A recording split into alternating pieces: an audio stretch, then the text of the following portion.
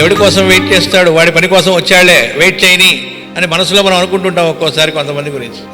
అనుకున్నావుట అంటే అలా అనుకోకూడదు, ఎంత డేంజర్ అనేటువంటిది ఇక్కడ తెలుస్తుంది. అక్కడ మాస్టర్ గారు మనకి చెప్పింది ఏమిటంటే అతిథిని సత్కరించుట, గౌరవించుట. అతిథి రూపంలో వచ్చేటువంటిది సాక్షాత్తు పరమాత్మే. అలాంటి అతిథిని గనక గౌరవించటం గనక చెయ్యకపోతే ఏం జరుగుతుంది అనేటువంటి దాన్ని శాస్త్రంలో ఇచ్చినటువంటిది, కఠోపనిషత్తులోనే ఉన్నాయి ఆ మంత్రాలు. ఆ మంత్రాలు వాటి వ్యాఖ్యానం ఒక 10 పేజీలు ఇచ్చారు. అందులో ఏమేం చెప్పారంటే నువ్వు చేసిన సమస్త సాధనల ఫలితము 0 అయిపోతుంది. నువ్వు చేసిన సమస్త దాన ధర్మాలు 0 అయిపోతాయి. నువ్వు ఎన్ని యజ్ఞయాగాది క్రతువులు చేసి ఉన్నావో, ఎన్ని సేవా కార్యక్రమాలు చేస్తున్నావో అవన్నీ 0 అయిపోతాయి.